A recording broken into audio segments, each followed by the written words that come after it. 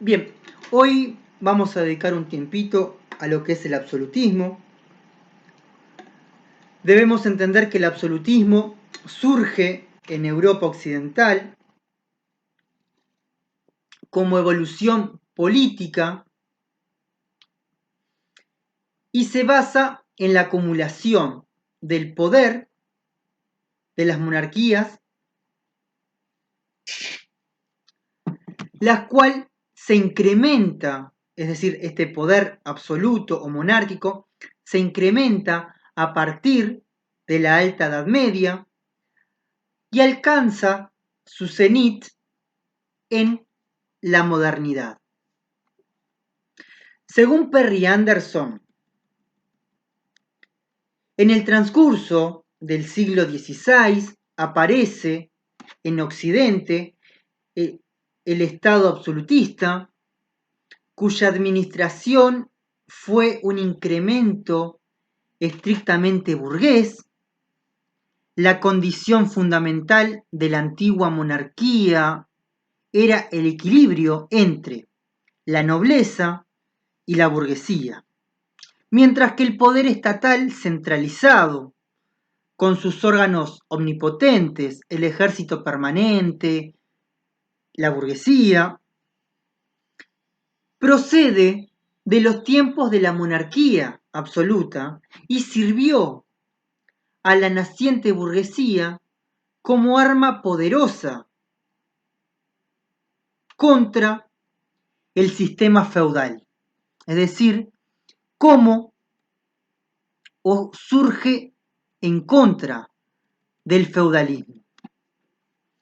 Ahora, según Romano Tenenti, en los fundamentos de la época moderna, dice que el Estado moderno necesita los siguientes fundamentos para que sea considerado un Estado moderno: cierta entidad territorial, establecimiento de un poder central relativamente fuerte, supresión o drástica reducción del antiguo poder feudal y la creación de una infraestructura suficientemente sólida, es decir, una burocracia, finanzas, un ejército y una diplomacia.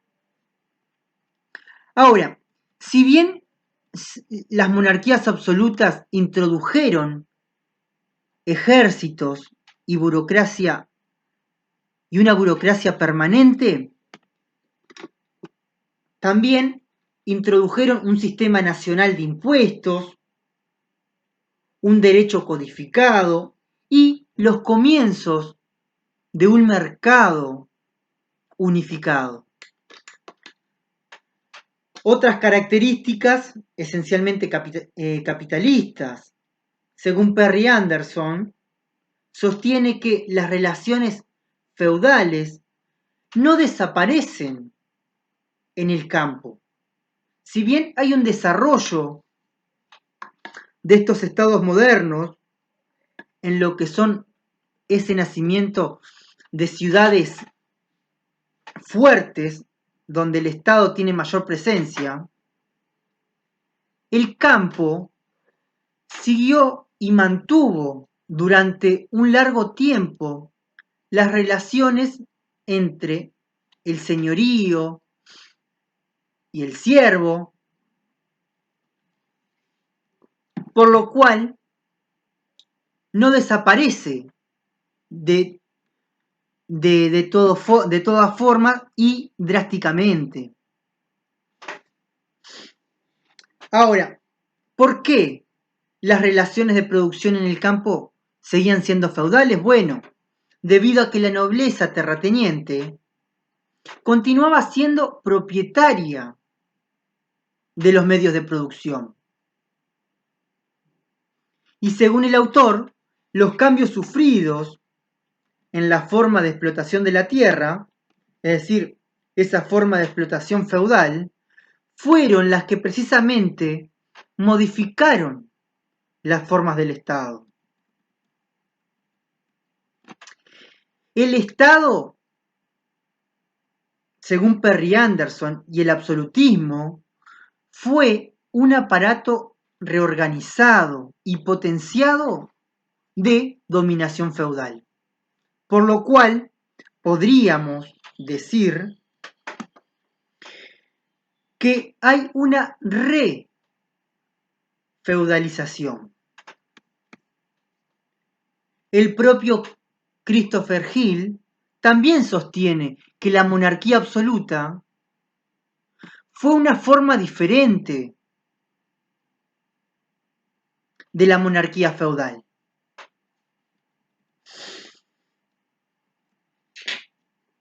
Con lo que respecta al poder absoluto del monarca, Mounier plantea que este poder es resultado de la rivalidad de dos clases, la burguesía y la nobleza.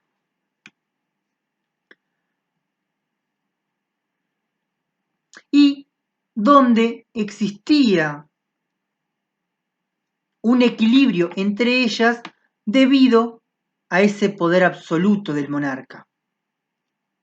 Ahora, el rey necesitaba a la burguesía. ¿Por qué la necesita? Por las finanzas. Los capitales provienen de la burguesía. Y al propagarse y al necesitar de esos capitales burgueses, lo que se hace es resistir a la presión o al avance de las presiones de los señores feudales. A su vez, hay un enriquecimiento debido a los empréstitos, a las hipotecas de dominio y los monopolios de dominación, entre otros. La burguesía tenía como máxima aspiración el noblecerse, transformarse en noble, por lo que necesitaba al rey. ¿Por qué necesita al rey? Ya que es el único que le puede proporcionar ese ascenso social que tanto requiere la burguesía. Mientras que los nobles necesitan del poder real porque con el surgimiento del capitalismo comienzan a perder poder económico. ¿Por qué pierden poder económico los nobles? Bueno, porque la principal fuente de riqueza de estos nobles era la tierra.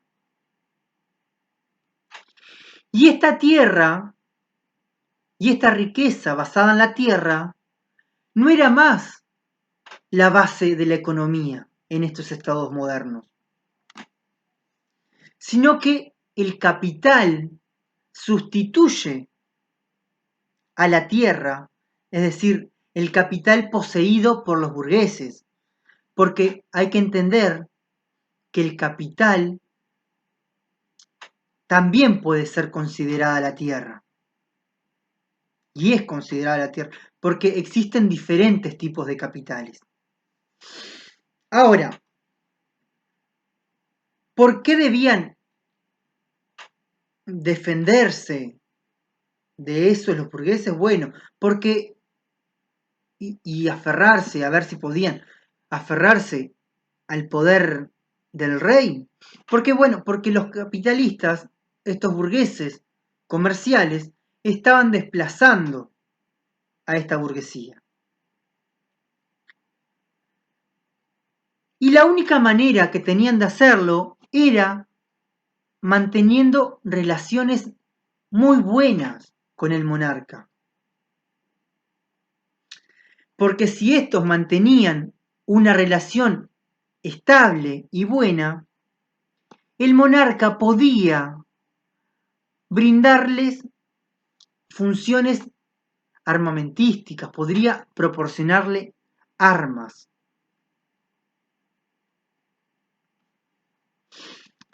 Ahora,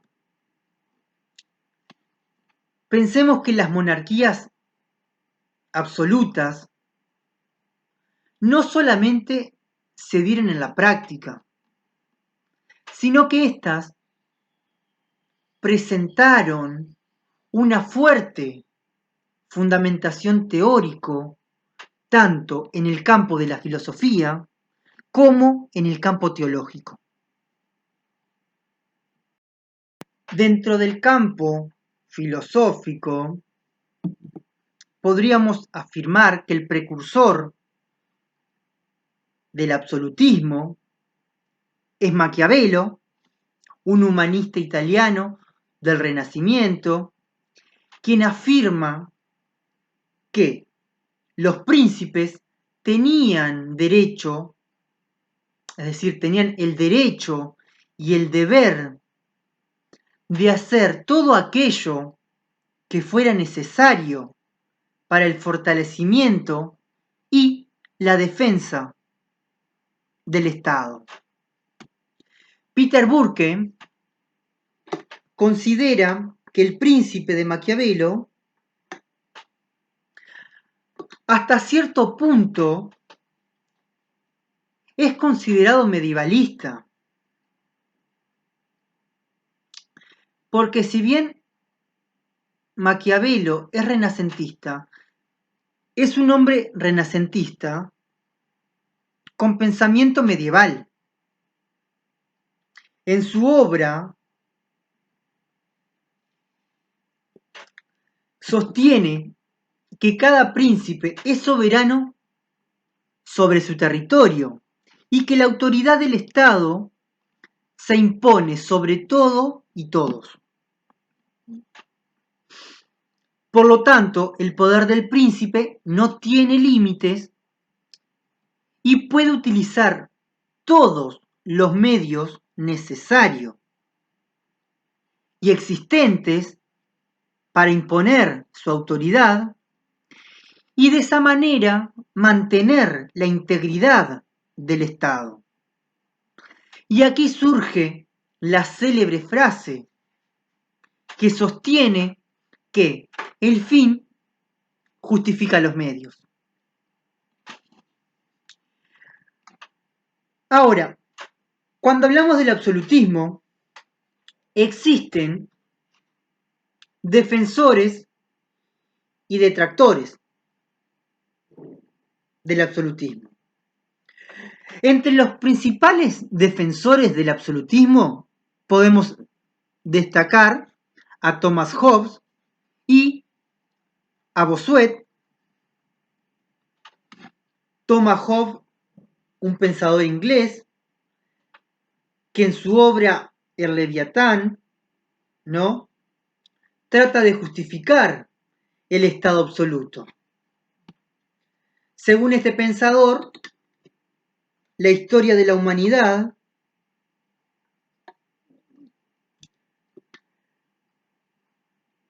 no había hecho un proceso.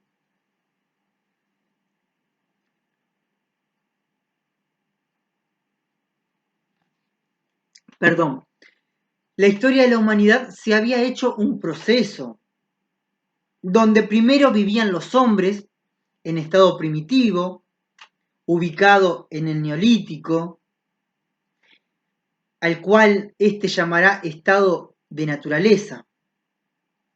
Y en su obra sostiene que la naturaleza ha hecho a los hombres tan iguales en las dificultades del cuerpo y del espíritu.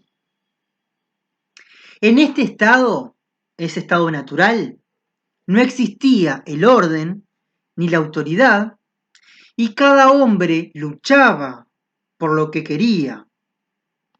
Es decir, que aquí lo que hay es el reinado del egoísmo, la lucha sangrienta del interés personal.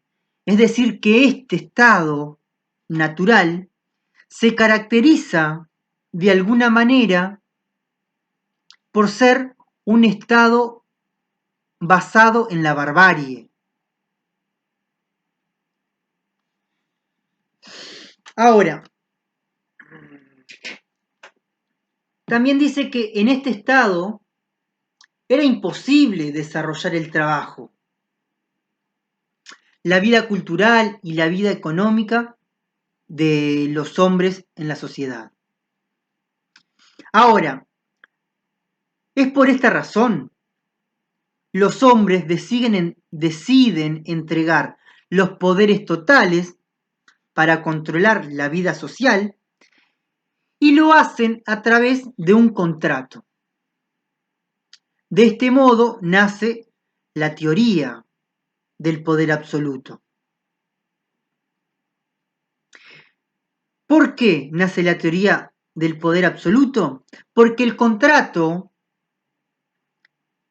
es irrevocable. Y una vez que éste se concreta, no se puede volver atrás. En el pensamiento de Hobbes podemos describir tres características. Decimos que es utilitarista, ya que dice que el Estado no hay que amarlo ni adorarlo, sino que únicamente el Estado es útil. También es contractualista, ya que al absolutismo se llega por medio de un contrato, y es individualista, ya que el poder del Estado contribuye a la seguridad de los individuos. Otros de los defensores de estas teorías basadas en el absolutismo, encontramos a Bossuet, quien sostiene que la historia tiene como objetivo inspirar a los príncipes y la historia es obra de la providencia. Una providencia que va acompañado de un determinado o que va de un determinismo que conduce la necesidad del orden y la legitimidad de los poderes establecidos. Este teórico del absolutismo sostiene que el hombre es por naturaleza un ser social y la sociedad no puede sobrevivir sin una autoridad. Bossuet considera que la autoridad era sagrada. Dios establece a los reyes y estos dioses reyes son ministros suyos y reina por medio de ellos sobre el pueblo. La mejor forma de gobierno es la monarquía, donde el monarca tenga el poder de forma hereditaria por línea paterna, es decir, de primogénito a primogénito.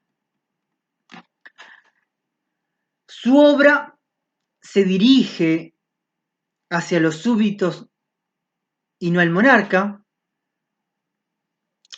y trata de mostrarles la importancia de la obediencia a la autoridad y a la pertenencia a esa sociedad civil. Por eso decimos que la monarquía es para Bossuet la más común, la más antigua y también la más natural, aunque no incluya otras formas de gobierno.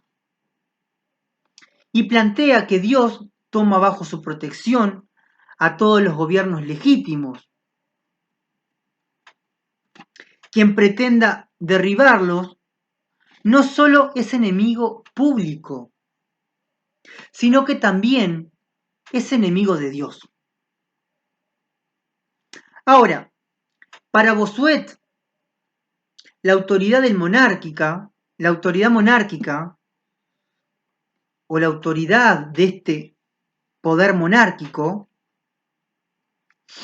tiene 4 características. Dice que es sagrada, es decir, que los reyes son ministros y lugartenientes de Dios en la tierra. Esta monarquía es paternal al ocupar el cargo de Dios. Y como padre, debe proteger a sus súbditos. Por lo tanto, le corresponde cuidar el bienestar de la nación. También es absoluta. Solo debe rendirle cuentas a Dios, quien es el juez supremo. Y no hay que confundir poder absoluto con poder arbitrario. Y que también estas monarquías están sometidas a la razón. El gobierno es una obra de la razón y de la inteligencia. Por lo cual, conocer la ley natural y divina, conocer las necesidades de su reino, es un deber de este soberano.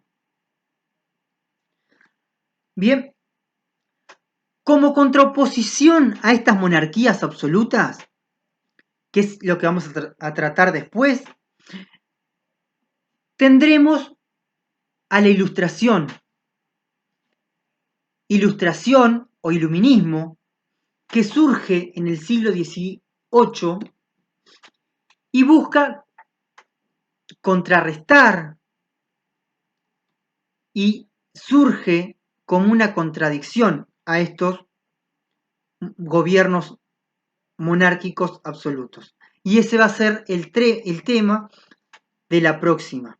Vamos a tratar a la ilustración. Nos vemos la próxima y ustedes me dicen qué otros temas les interesa tratar y los tratamos para ver si podemos comprenderlos de forma genérica, que es lo que se busca básicamente.